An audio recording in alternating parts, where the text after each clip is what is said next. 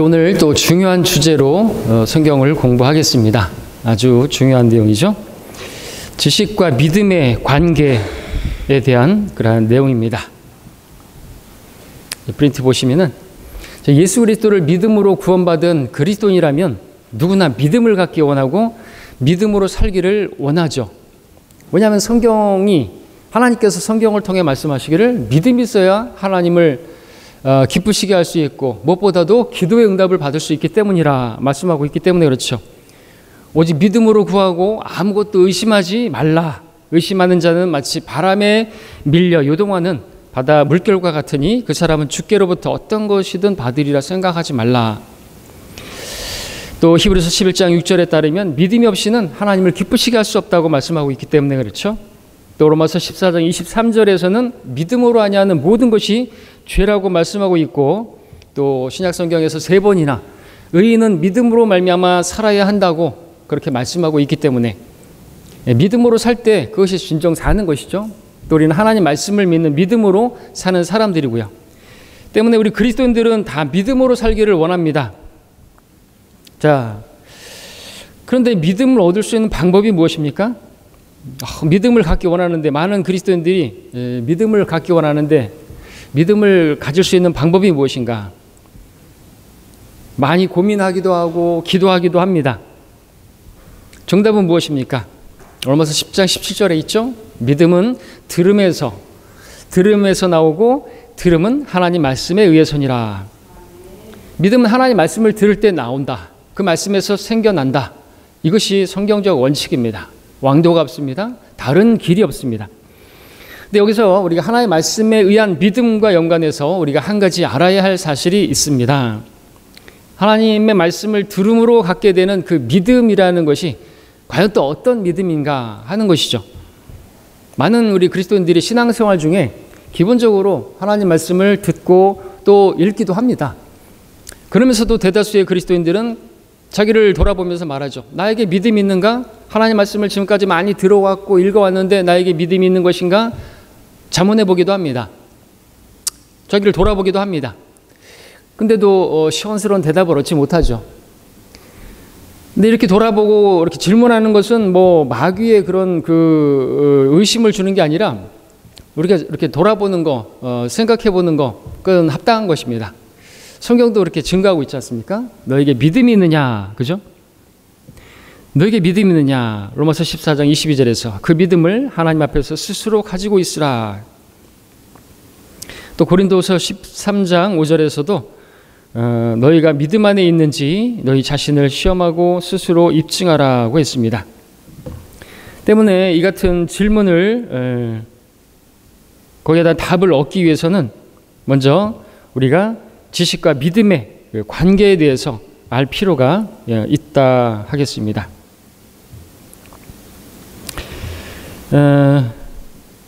지식과 믿음의 관계. 분명 성경은 로마서 10장 17절에서 믿음은 들음에서 나고 들음은 하나님 말씀에 의해서니라고 말씀하고 있습니다.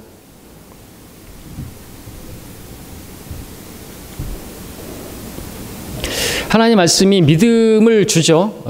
근데 그 하나님 말씀이 믿음만을 위한 말씀은 아니다라는 사실도 우리가 알 필요가 있습니다. 하나님 말씀이 믿음을 주지만 믿음만 주는 게 아니라 또 지식도 준다라고 성경이 기록하고 있습니다. 성경에 따르면 이제 하나님 말씀은 크게 두 종류의 믿음으로 나뉘고 있습니다. 두 종류로 하나님 말씀이 나뉜다. 그것은 믿음의 말씀과 교리의 말씀. 다시 교리를 지식으로 표현할 수도 있고요. 디모데전서 4장 6절에서 말씀하고 있죠. 너는 내가 따르던 믿음의 말씀들과 좋은 교리의 말씀들로 양육을 받아 예수 그리스도의 선한 일꾼이 되리라. 때문에 성도는 두 종류의 말씀을 공급받음으로 양육되어야 예수 그리스도의 선한 일꾼, 주님께서 쓰실 만한 일꾼이 될 수 있다라는 것입니다. 자, 근데 이렇게 말을 하게 되면 또 이렇게 질문할 수가 있겠죠.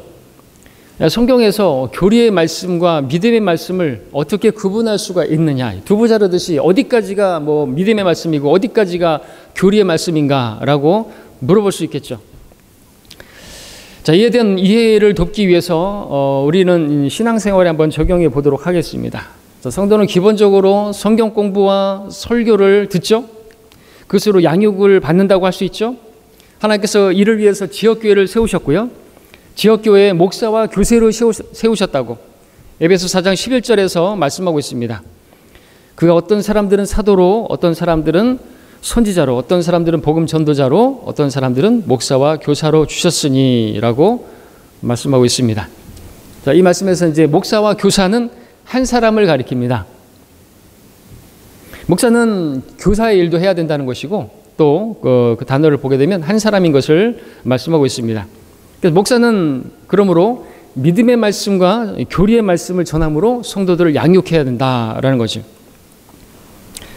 앞서 읽었던 디모데전서 4장 6절 그 말씀은 사도 바울이 목사라 할 수 있는 목회자 디모데에게 전했던 내용입니다. 때문에 목사는 기본적으로 두 가지 일, 즉 목사와 교사의 일, 다시 말해서 설교와 성경 공부를 가르치는 일을 하는 사람이죠. 이것은 성경 공부 시간을 통해서 교리의 말씀을 공부한다고 할 수 있고 가르치고, 설교를 통해서는 믿음의 말씀을 전하는 것에 적용할 수가 있겠습니다. 물론 성경 공부 시간에 교리의 말씀이 그것을 공부한다고 해서 거기에 믿음의 말씀이 없는 건 아니죠. 반대로 설교를 통해서 믿음의 말씀을 전한다고 해서 교리의 말씀이 거기에 없는 것도 아닙니다. 함께 있을 수가 있죠. 있을 수 있습니다. 그럼에도 나뉘어 있다. 나누어 놓고 있다. 성경은 그렇게 또 올바로 나누라고 말씀하고 있는데 성경이 이미 그렇게 올바로 나누어 놓고 있죠. 하나님 말씀이 믿음의 말씀과 교리의 말씀으로, 믿음과 교리로 나누고 있고 목사와 교사로 또 그렇게 나누고 있습니다. 목사와 교사로 나누고 있지만 또 한 사람인 것처럼 또 믿음의 말씀과 교리의 말씀들이 또 이렇게 딱 두부 자르듯이 나눌 수도 없는 것이겠죠. 어디까지가 믿음의 말씀이고 몇 장 몇 절부터 몇 장 몇 절까지가 뭐 교리의 말씀이고 나눌 수는 없죠. 근데 우리는 또 성경이 하나님 말씀이 우리가 빵으로도 또 사과로도 또 어떤 뭐 젖으로도 또 어떤 그 꿀로도 이렇게 많이 말씀하고 있지 않습니까? 우리에게 다양한 그러한 영양소, 비타민을 공급해주는 그런 양식으로 말이죠. 근데 그리고 우리가 어디까지가 빵에 해당하고 어디까지가 고기에 해당하고 어디까지가 뭐 꿀에 해당하고 또 그렇게 나눌 수도 없는 것도 사실이죠. 근데 우리가 성경을 이제 읽고 공부하고 그러면은 어렵지 않게 이해할 수 있죠. 이런 말씀들은 나에게 믿음을 위한 말씀이다. 우리가 또 성경에 읽다 보면은 이런 말씀들은 우리가 양육에 관한 말씀이다. 우리 찬송가도 보게 되면 이제 주제별로 나눠 있잖아요. 소망에 관한 말씀, 소망에 관한, 섬김에 관한, 전쟁에 관한, 복음 전파에 관한, 순례자에 관한 이렇게 나눠져 있지만 그렇다고 해서 순례자에 관한 그 찬송에 뭐 소망에 관한 또는 뭐 복음 전파에 관한 내용이 없지 않지 않습니까? 그렇죠? 그럼에도 이렇게 구분되어 있다라는 것이고, 일단 성경이 그렇게 구분해서 말씀하고 있으니까 우리는 성경이 하나님의 말씀이 믿음의 말씀과 또 교리의 말씀을 우리에게 준다라는 것을 이해할 수가 있고, 또 이것은 미리 말씀드리지만 우리가 하나님의 말씀을 읽고 들음으로써 어떤 사람들은 믿음을 가질 수 있고 어떤 사람들은 지식을 가질 수 있고 둘 다 가지는 게 정상입니다만, 어떤 사람들은 근데 믿음은 없어요. 근데 지식만 있을 수 있다라는 것이죠. 예. 그러니까 편식하는 경우가 그렇겠죠. 어떤 사람들은 막 교리만 추구해요. 어떤 사람들은 막 어떤 새로운 것만 추구해요. 자기가 듣고 싶은 것만 추구해요. 그러면은 그리스도의 선한 일꾼이 될 수가 없게 되겠죠. 함께 양육을 받아야 된다고 했으니까. 그러므로 성도에게는요, 이 말씀에 따르면 지금 봤던 것처럼 목사와 교사가 있어야 되고, 또 목사와 교사를 통해서 믿음의 말씀과 또 교리의 말씀으로 그렇게 양육을 받아야 정상적으로 선한 일꾼이 될 수 있다. 자, 여기서 교리를 다르게 표현하면 지식이라고 그렇게 말할 수 있죠. 디모데전서 2장 4절에서 하나님께서는 모든 사람이 구원받고 진리 지식이 이르기를 원하신다고 했습니다. 베드로후서 3장 18절에서는 또 뒤에서도 보겠지만 오직 은혜와 그 은혜가 함께 들어가고 또 우리 주 곧 구주 예수 그리스도라는 지식 안에서 자라가라 말씀하고 있습니다. 그래서 은혜는 이제 뒤에서 보겠지만 은혜는 이제 믿음, 은혜는 또 마음은 은혜로서 굳건하게 하는 것이 좋고라고 말씀하고 있습니다. 그래서 또 이 마음은 우리가 믿음과 관련돼 있죠. 마음에 믿어 그랬으니까. 그래서 이제는 그러한 함께 나오고 있고, 하여튼 지식이 또 나오고 있습니다. 고린도전서 8장 1절에서는 우리 모두에게 지식이 있음을 알거니와 지식은 교만하게 하지만 사랑은 세워주느니라 말씀하는, 그래서 지식을 보게 됩니다. 자, 이렇게 하나의 말씀은 믿음의 말씀과 또 지식의 말씀, 교리의 말씀으로 구분할 수가 있다는 사실을 보게 됩니다. 그러므로 하나님 말씀은 믿음을 위해서만 우리에게 주어진 것이 아니고 또 지식, 교리를 위해서도 우리에게 주어진 말씀이다라는 것입니다. 때문에 좀 전에 말씀드렸던 것처럼 경우에 따라, 어떤 경우에 따라 어떤 성도에게는 지식은 있어도 믿음은 없을 수 있고, 반대로 믿음은 있는데 지식은 없을 수도 있다라는 논리가 성립이 됩니다. 자, 그렇다면 정말 지식과 믿음이 따로 그렇게 있을 수 있는 것입니까? 지식이 있으면 믿음도 있는 것이 아닙니까? 질문할 수가 있겠죠. 물론 있어야 정상입니다. 그러나 우리가 그래도 분명히 짚고 넘어가야 될 것은 지식이 있다고 해서 꼭 믿음이 있는 건 아니라는 것이죠. 우리 지난번에 배교의 결정적 원인 설교했을 때 지식과 사랑에 대해서 또 말씀드렸잖아요. 지식이 있다고 해서 다 사랑이 있는 건 아니라고 했지 않습니까? 그렇죠? 지식이 있는 사람들이 왜 배교합니까? 지식이 있는 사람들이 왜 교만하게 되고 왜 사랑이 없어서 교회를 세우는 것이 아니라 고린도 교회처럼 그렇게 나누어지고, 나는 베드로파네, 나는 그리스도파네, 나는 뭐 바울파네, 나는 아폴로파네, 왜 교회를 그렇게 찢어뜨리고 무너뜨리고 세우는 것이 아니라 사랑으로 교회를 세우는데 자기가 희생해야 되는데, 지식은 고린도 교회 성도들은 부요하다고 1장에서 말씀하고 있단 말이죠. 너희가 말과 지식에 있어서 부요하다고 평가를 듣는데 왜 그런 것입니까? 그렇기 때문에 우리는 인정해야 되는 거예요. 교회 안에 교회만 다닌다고 해서 다 믿음이 있는 건 아닐 수 있잖아요. 그죠? 또 뭐 심지어 교회에 다닌다고 해서 다 구원받은 사람들로 있는 것도 아니죠. 교회에 다닌다고 다 성경대로 믿는 사람들이 다 되는 것도 아니에요. 성경은 심지어 너희 가운데 이단도 있어야만 하리니 라고 말씀하고 있지 않습니까? 이단도 있을 수도 있다가 아니라 있어야만 한다 라고 말하고 있습니다. 아무튼 우리가 이제 인정해야 될 부분이 그것이죠. 지식이 있다고 해서 다 믿음은 있는 거 아니다 이런 거죠. 지식이 많으면 믿음도 있어요? 그러면 대단한 믿음으로다가 대단한 어떤 열매를 맺어야 되는데 그렇지 않은 것을 우리가 많이 보게 된다는 거예요. 현실에서. 그러므로 우리가 알아야 될 것은 지식과 믿음의 관계에 대해서 알아야 한다라는 것이죠. 자, 이제 먼저 성경이 인정하는 믿음을 보겠습니다. 무엇인가 그것이? 성경이 말씀하고 있는 믿음. 이것도 성경에서 크게 두 가지로 믿음을 나누고 있습니다. 어떤 믿음인가? 행함이 없는 믿음과 행함이 있는 믿음을 말하고 있습니다. 행함이 없는 믿음은요, 우리가 죄인이었을 때, 우리가 예수님을 영접할 때, 예수님을 구주로 영접할 때 필요한 믿음이 행함이 없는 믿음이죠. 로마서 4장 5절이죠. 행함이 없어도 불경건한 자를 의롭다고 하시는 그분을 믿는 사람에게는 그의 믿음이 의로 여겨지느니라. 지금 이 믿음은 어떤 믿음이죠? 행함이 포함된 믿음이면 구원받을 수 없는 그런 믿음이 되는 거죠. 그것은 행함이 있는 믿음을 말하는 것이겠죠. 행위죠, 행위. 그건 믿음이라고 말할 수 없는 것이. 그런데 거꾸로 이제 뒤에서 보겠지만 행위가 곧 믿음인 경우도 있습니다. 근데 여기서는 구원받을 때는 행위가 없는 믿음으로, 우리 행한 게 없어요. 내가 구원받기 위해서 아무것도 한 것이 없어요.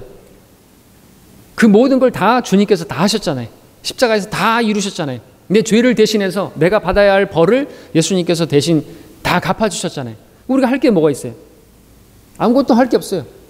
행한 게 없는데, 사실 행한 것이라고는 죄밖에 없는데, 내가 행한 것도 아무것도 없는데 불경건한 나를 하나님께서 의롭다고 하신 근거가 무엇이냐니까 예수님을 믿었더니 그 믿음을 보시고 나를 의롭다고 꽝꽝꽝 선언해 주셨다는 것이죠. 행한 게 없는데, 뭐 교회 다닌 적도 없고 내가 무슨 봉사한 적도 없고 아무런 행한 게 없는데, 죄밖에 없는데, 우리는 그래서 아무것도 내가 구원받고 내가 하늘나라 갈 수 있기 위해서 내가 아무것도 행한 게 없는데 하나님께서 나를 그냥 구원해 주셨어요. 은혜죠. 그리고 이제 그거는 거기에 아무것도 행한 것이 없는가 하면 그렇진 않죠. 하나님께서 행하신 것이 있어요. 그러니까 우리는 우리 행위를 붙드는 게 아니라 하나님께서 행하신 그 행위를 붙들어야 되는 거예요. 하나님께서 다 이루었다라는 그 행위, 그 다 이루어 놓으신 그 하나님의 행위를 받아들이는 게 구원이지, 내가 무엇을 해서 구원을 받으려고 한다면 우리가 무엇으로 구원받을 수가 있어요? 어떤 행위를 해야지 우리가 하늘나라에 들어갈 수 있을까요? 이는 모든 사람이 죄를 지었으므로 하나님의 영광에 이르지 못하는 상태에 있는데, 무슨 행위를 한다고 해서 헌신적으로 뭐 마더 테레사처럼 그렇게 막 저기 하고 평생을 아픈 사람들 돌보고 그래야지 하늘나라 가나요? 근데 그 테레사도 죽을 때는 구원의 확신도 없어서 그런지 발악하면서 두려움 가운데, 공포 가운데 죽었는데, 자, 에베소 2장 8절에서도 분명히 말씀하고 있죠. 너희가 믿음으로 말미암아 은혜로 구원을 받았으니 이것은 너희에게서 난 것이 아니요 하나님의 선물이라. 행위에서 난 것이 아니니 아무도 자랑하지 못하게 하려 하심이라. 분명하죠. 여기서 이 믿음은 행함이 없는 믿음이에요. 행함이 포함되지 않은 믿음이라. 순수하게 100% 믿음이죠.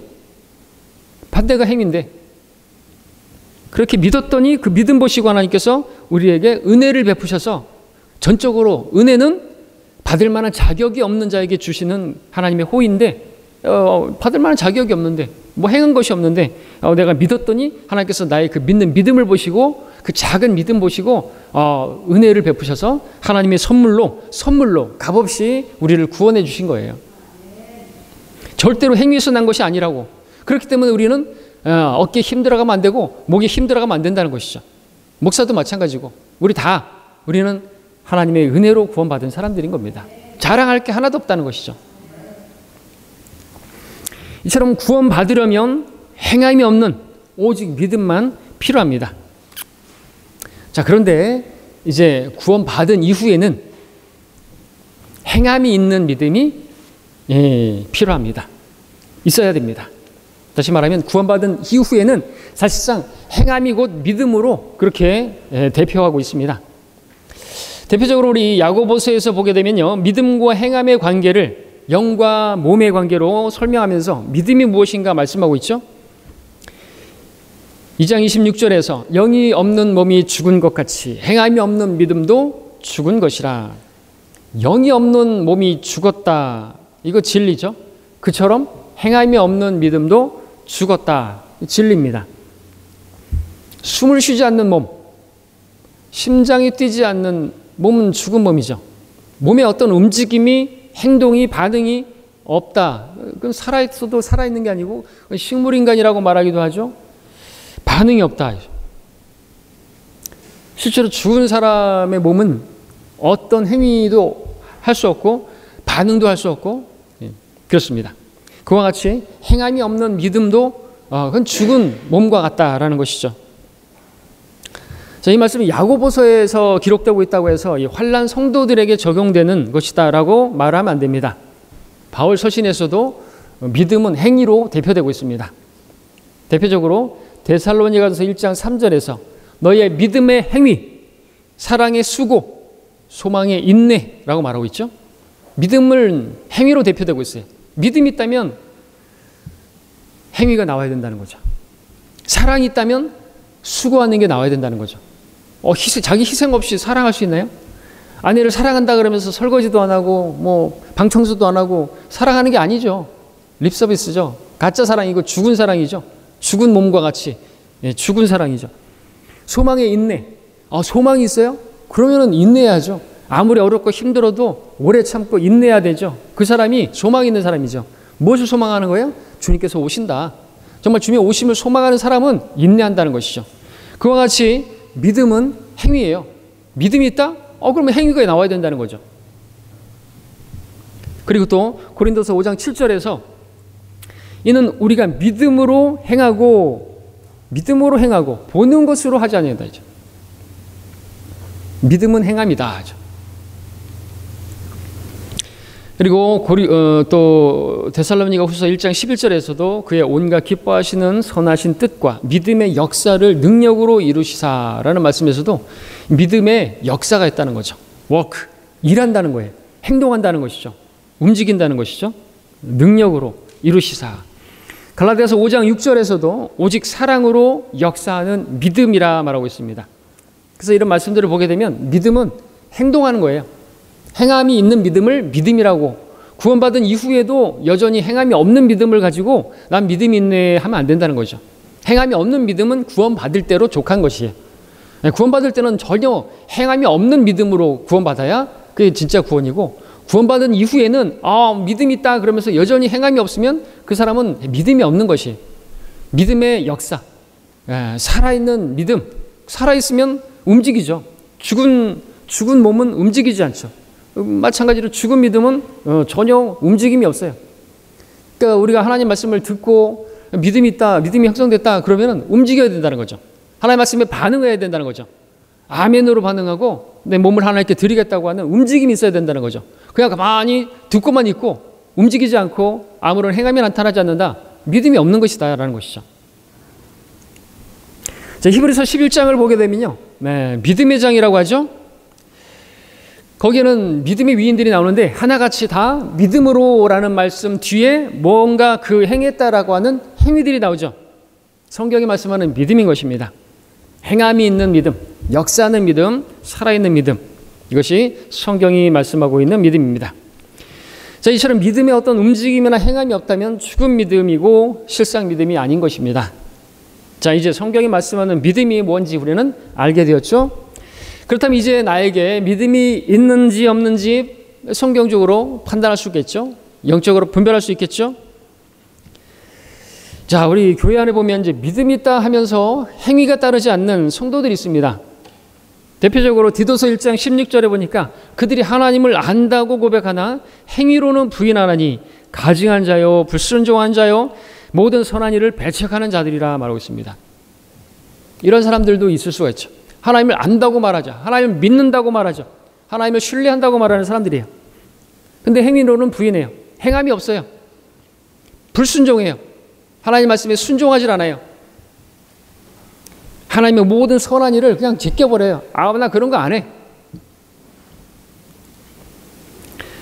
자, 하나님을 안다고 고백해도 이렇게 행위가 없다면 그건 하나님을 믿는 것이 아니고 믿음이 없는 것이다 라고 말할 수 있습니다.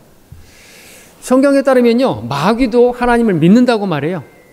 그렇죠? 심지어 마귀는 믿고 떨기까지 한다 그래요.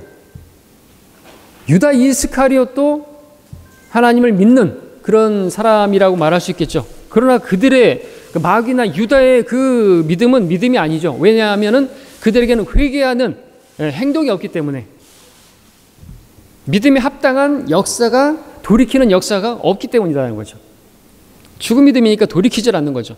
자기가 죄를 지었다고 한다면 돌이키고 자백하고 회개해야 되는데 그런 게 없단 말이죠. 마귀가 그러하고 마귀인 유다 이스카리ot이 그랬던 것이죠. 사람들이 만든 조화, 생화 비교해 보십시오. 정말 구분이 안 될 정도로 정말 생화 같은 조화도 있죠. 그런데 조화에는 어떤 향기도 없고 어떤 생명도 없고 어떤 자라나는 것도 없고 꽃도 피는 것도 없고 열매 맺혀지는 것도 없고 아무것도 없어요. 가짜 믿음, 가짜 믿음도 그와 같다는 것이죠. 믿음처럼 보이지만 어떤 그 역사, 움직임, 열매 맺는 거 이런 게 없다는 것이죠. 자, 그렇다면 우리가 생각해 볼 수 있죠. 왜 하나님을 알고 또 말씀을 알고 믿는다고 하는 성도에게서 행위가 따르지 않는 것인가? 행위가 따르지 않는 것인가? 행함이 없는 그 믿음도 믿음인 것인가? 그 원인은 믿음의 말씀에 자기의 믿음을 결합시키지 않았기 때문이다 라고 진단할 수가 있습니다. 히브리서 4장 2절의 말씀을 근거로 하면 복음을 전해 들은 것은 그들이나 우리나 마찬가지나 전파된 말씀이 그들에게 유익을 주지 못한 것은 그것을 들은 자들이 믿음을 결합시키지 못했기 때문이라 그랬습니다. 복음을 전해 들었어요. 전파된 말씀, 밑줄 친 부분, 유익을 주지 못했다. 왜냐? 이유가 믿음을 결합시키지 못했기 때문이다. 이 전파된 말씀은 그러므로 믿음의 말씀이죠. 그 믿음의 말씀은 복음의 말씀이죠. 복음을 전해 들은 것은 그들이나 우리나 마찬가지이기 때문에 성경에 의하면 복음이 바로 믿음의 말씀이죠. 로마서 10장 8절에 보니까 그러나 그것이 무엇을 말하느냐? 말씀이 내게 가까워 내 입에 있으며 내 마음에 있노라 하였으니 곧 우리가 전파하는 믿음의 말씀이라. 믿음의 말씀이라. 아까 디모데전서에서 봤던 믿음의 말씀과 교리의 말씀이 나오는데 여기서도 믿음의 말씀이 나오는데 그 내용이 또 복음의 말씀인 것을 우리가 생각해 볼 수 있습니다. 자, 그런데 이 같은 믿음의 말씀이 유익을 주지 못한다. 아까 히브리서 4장 2절의 말씀처럼 그 전파된 말씀은 믿음을 위한 말씀이고 그 믿음의 말씀이 결합되지 못해서 그들이 유익을 얻지 못했다고 했는데 그러므로 이제 구원받지 못했다는 그런 의미인데 유익을 주지 못한 이유가 뭘까요? 유익을 주지 못한 이유. 그것은 성경이 또 음식 때문이라 말합니다. 음식. 근데 이 음식이 또 무엇인가? 교리라고 말씀하고 있어요. 히브리서 13장 9절에 보니까 여러 가지 이상한 교리들에 끌리지 말라. 마음은 은혜로서 굳건하게 하는 것이 좋고 음식으로 할 것이 아니니 음식을 따라 처신한 자들은 유익을 얻지 못하였느니라. 그래서 말씀을 음식을 또 교리로 연결해서 말씀하고 있고 교리는 이 교리가 바로 은혜에 해악을 끼치는 것을 보게 됩니다. 때문에 이 음식, 다시 말해서 교리, 지식, 이 지식을 따라서 그것만 추구하게 되면 그것을 따라 처신하게 되면 믿음이 결합되는데 믿음의 그 역사에 가로막아서 아주 안 좋은 영향을 미칠 수 있다는 거죠. 믿음이 없을 수 있다는 거죠. 행함이 없을 수 있다는 것이죠. 실제로 이런 일이 고린도 교회에서 나타나서 사도 바울이 단언했던 이 말씀, 고린도서 8장 1절에서 지식은 교만하게 하지만이라고 단언했던 것이죠. 말씀드렸던 것처럼 고린도 교회 성도들에게 지식이 없었던 게 아니에요. 고린도서 1장 5절에 따르면 말과 모든 지식에 있어서 너희가 부요하다고 말하는 평가를 들었단 말이죠. 자, 물론 지식 중요합니다. 성경은 하나님께서 우리가 구원을 받았다면 진리의 지식에 이르라고 말씀하고 있고 지식을 가져야 합니다. 당연하죠. 당연히 지식을 가져야 됩니다. 그러나 고린도 교회의 문제가 무엇인가? 지식이 있었음에도 사랑이 없어서 사랑으로 역사하는 믿음이 없었기 때문에 교회에 아무런 유익을 끼치지 못했던 것이 문제죠. 믿음이 없이 지식만 있게 되면 그러니까 마음은 은혜로서 마음은 믿음과 관련되어 있고 그렇게 그 은혜로서 믿음의 말씀으로 굳건하게 하는 것이 좋은데 어떤 사람들은 그냥 음식만 추구해요. 음식을 따라 처신해요. 어떤 교리만 추구해요. 그러다 보니까 믿음이 없는 사람, 행함이 주님께서 원하시는 열매를 맺지 못하는 사람, 그런 사람이 되고 계속해서 이제 어떤 지식만 추구하는 여기저기 기웃거리는 그런 사람이 된다는 거죠. 인터넷 유튜브 보면서 여기저기 다니고 정착하지 못하고 그래서 이렇게 믿음이 없이 지식만 있게 되면 지식만 추구하는 사람은 그런 사람은 교회를 세우는 것이 아니라 교회를 무너뜨릴 수가 있습니다. 해로울 수 있죠. 그 자신에게도.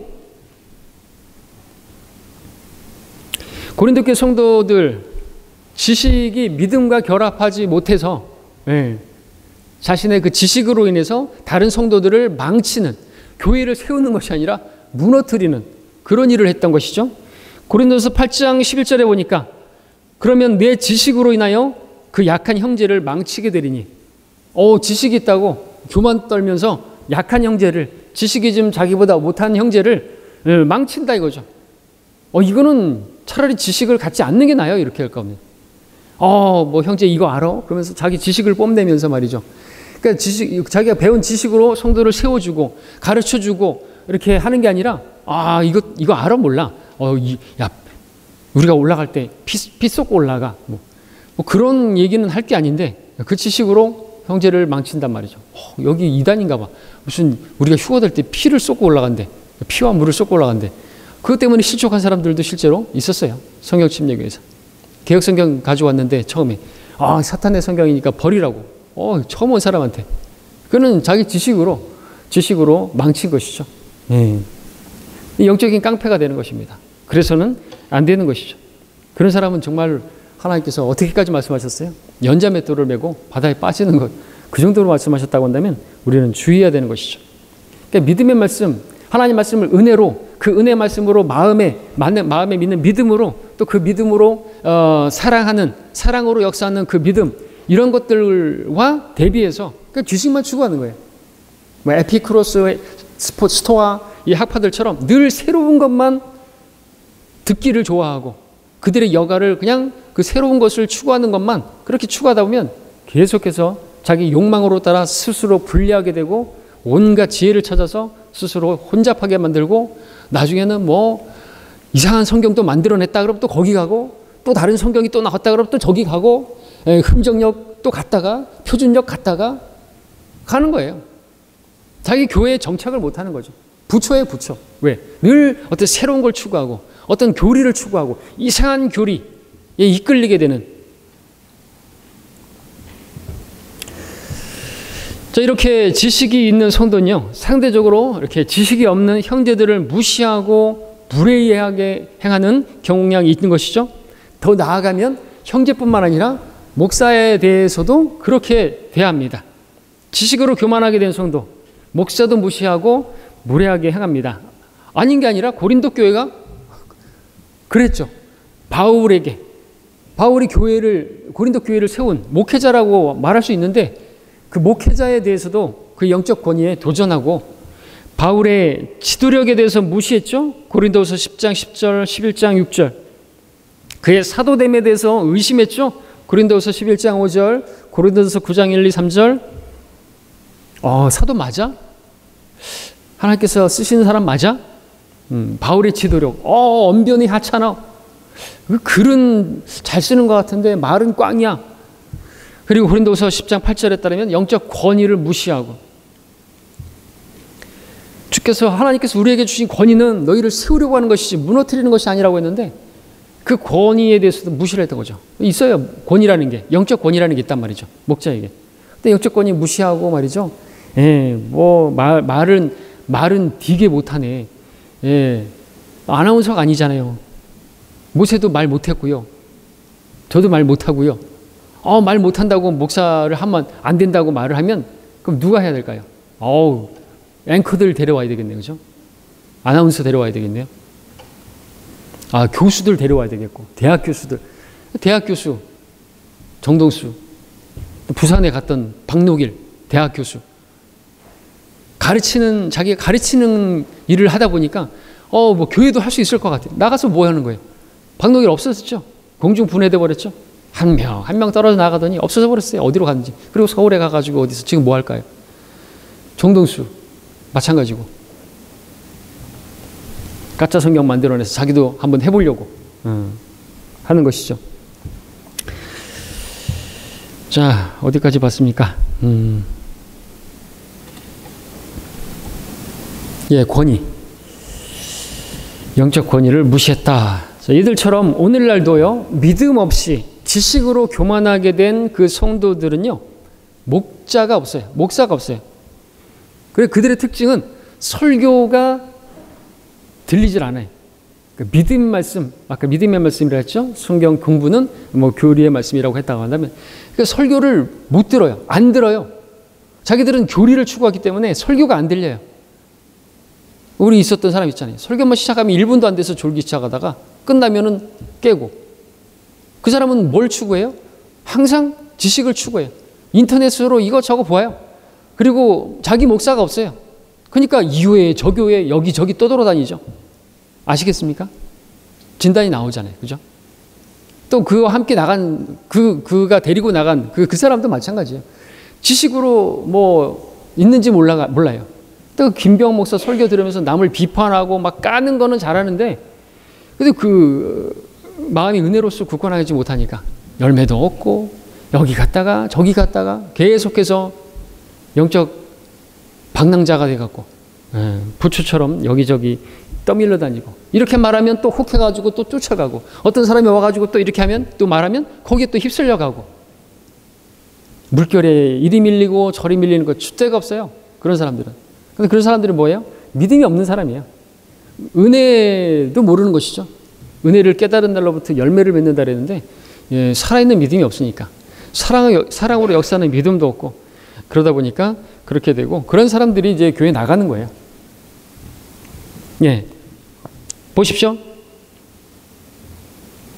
성경에는 믿음이 파선한 자들이 나옵니다. 믿음에서 떠나라고 말한 사람들이 나옵니다. 그들은 모두 믿음이 파산 선고를 받은 사람들이죠. 근데 또 그 이유를 보니까, 그 믿음이 파선한 사람들 보니까 이유가 뭐냐니까 어떤 교리를 추구하다가 그렇게 된 것을 보게 되죠. 디모데전서 4장 1절이죠. 마지막 때에 어떤 자들이 믿음에서 떠나 미혹하는 영들과 마귀들의 교리들을 따르리라 그랬습니다. 믿음에서 떠난 이유가 뭐예요? 믿음의 말씀이 없기 때문이도 그렇지만 어떤 교리를 따랐다라는 것을 보게 되죠. 어떤 교리의 말씀, 새로운 말씀, 신천지 같은 데서 막 비유풀이하니까 혹해가지고 거기 떨어져 나간 사람들, 그 교회에서도 믿음이 전혀 없이 항상 어떤 새로운 거, 자기의 귀를 즐겁게 할 만한 재미있는 비유풀이, 재밌거든요. 들어보면. 그런 것만 추구하는 거예요. 호기심, 자기의 지적인 어떤 그런 욕구를 충족하고자 하는 그런 사람들, 여기저기 계속해서 방황합니다. 신천지 갔다가 나중에는 뭐 하나님의 교회 갔다가 나중에는 어디까지 가죠? 갈 때까지 가겠죠. 더한 사이비도 가게 되겠죠. 히브리서 13장 9절 아까 봤던 것처럼 여러 가지 이상한 교리들에 이끌리지 말라. 마음은 은혜로서 굳건하게 하는 것이 좋고 음식으로 할 것이 아니니라 그랬습니다. 은혜, 마음의 은혜, 마음의 믿음, 믿음의 말씀, 그 믿음의 말씀에 떠나니까 이상한 교리들에 이끌리게 되고 그 교리를 음식으로 지금 또 말씀하고 있잖아요. 그래서 오늘날 교회에서 이처럼 지식, 교리만을 추구하다가 교만하게 된 성도들이 이상한 교리들에 이끌려서 나중에는 믿음에서 떠나고 당연히 이제는 교회에서도 떠나는 일들을 보게 되는 것이죠. 그들에게 공통된 한 가지 특징이 있다면 행함이 없다는 것입니다. 믿음의 역사가 없어요. 그들의 믿음의 역사라고 하는 것은 뭐 없어요. 그냥 계속해서 열매라는 것은 뭐 어떤 움직이긴 움직이는데 계속해서 여기 갔다가 저기 갔다가 그와 같은 분열의 역사만 있을 뿐이고 사랑으로 역사하는 하나님께서 기뻐 받으실 만한 그런 열매는 없다는 것이죠.